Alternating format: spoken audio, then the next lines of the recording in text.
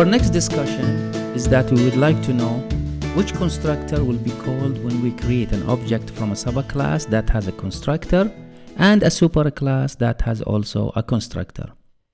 Is the subclass constructor is executed first or called first, or the superclass constructor is called first? This is what we need to know whenever we have inheritance. First of all, constructors are not inherited. But when a subclass is instantiated, the superclass default constructor is executed first. So that means your superclass must have a default constructor, or don't define any constructor and the system will assign one for you. But what happens if the superclass don't have default constructor? Then here we have two situations. If the superclass don't have any constructor, similar to the horse class that we have defined in the previous examples, then nothing will happen and the system will call the system default constructor. The other situation is that there is no default constructor, however there is another constructor that has an argument, because the default constructor has no argument. Then the situation will be a problem, because the system will try to execute the default constructor and will not find one in the superclass. We will see later how to overcome this problem. Here is an example of a superclass that has a default constructor that prints the message. This is the superclass constructor, and a subclass that also has a default constructor that prints the message. This is the subclass constructor. Now when we create an object from subclass 1, then the system automatically first will call the constructor for the superclass and then will execute or will call the constructor for the subclass.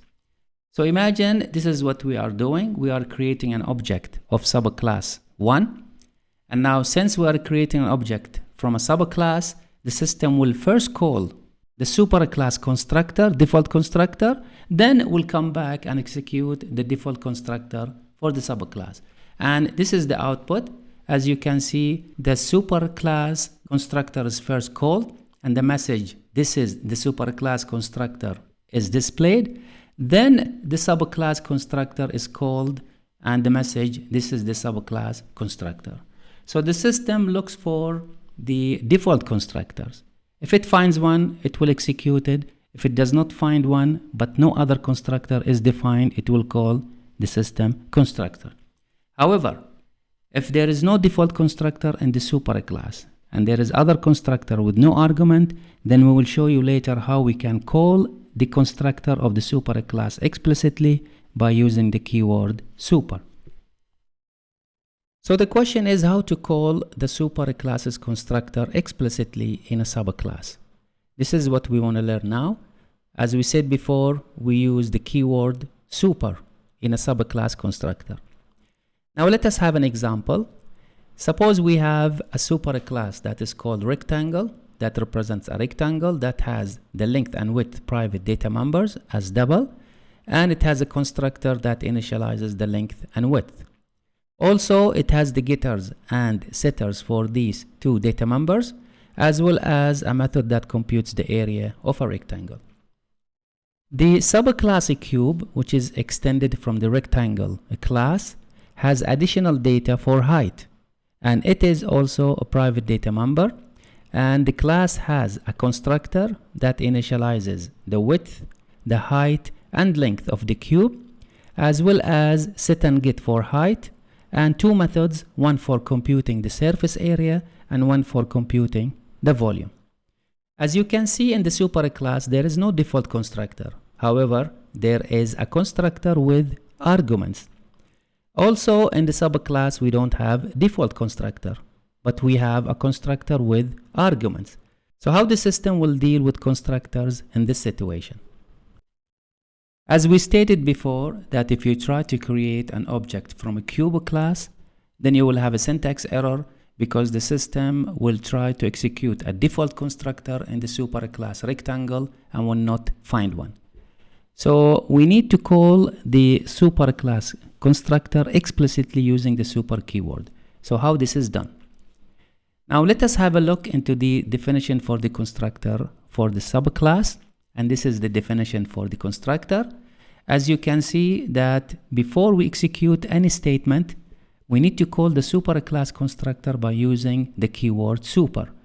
So this is similar to calling an ordinary method. You need to supply its parameters.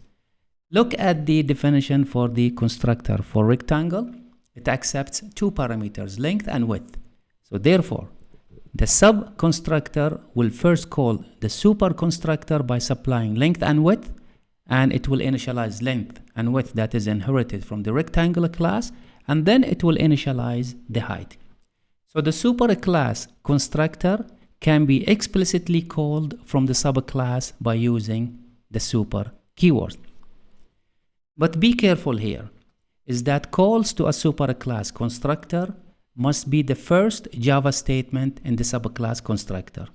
Otherwise, you are going to have syntax error. Now let us have a look into the implementation of these classes. First is the rectangular class. It has two private data members, length and width. The constructor, this is not default because it has arguments.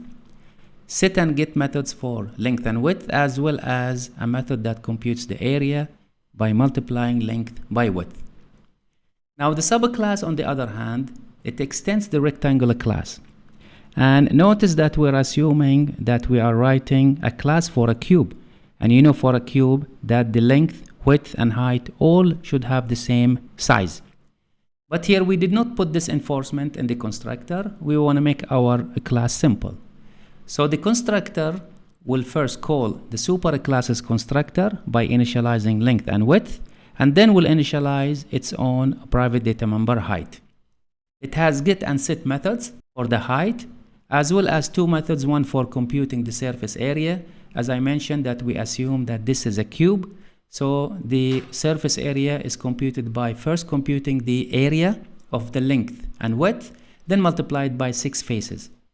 And for the volume, it is computed by multiplying the area of the length and width, which is a rectangle, multiplied by height.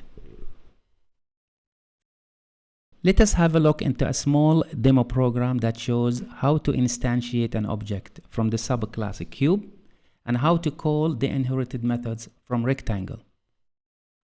This is a smaller program. First, it asks the user to enter length, width, and a cube. And then an object is created from the cube class. Now when the cube constructor is called, remember that the first statement is to call the superclass's constructor to initialize length and width. And now since a cube is extended from rectangular class, then all public methods in rectangular class are available in a cube class. So now if we want to print the length, we simply call the inherited method getLength. And if we want to print the width, also we call the inherited method getWidth. And now for height, it is available in the class itself. And for getting area, this is the inherited method from rectangle. And this is the method defined in the subclass to compute the surface area. And this is how to compute the volume and display it on the screen. As we've mentioned before, is that to instantiate a subclass that extends a superclass, then the system will try to call the default constructor automatically. But if it does not find a constructor in the superclass and there are other constructors with arguments, then it will issue a syntax error. Now here is a situation that we have a superclass that does not have default constructor, but it has a constructor with one input parameter integer. Now in the subclass, there is no call to the superclass constructor. So when you try to create an object from subclass 2, the system will first try to find the default constructor in the superclass. And since it does not find one, then it will issue a syntax error. So this is the situation we have.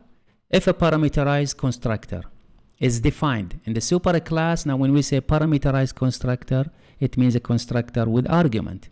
Then what you have to do? Now in this situation, you have two solutions. One is that you provide a default constructor in the superclass. So the superclass must provide a no argument constructor.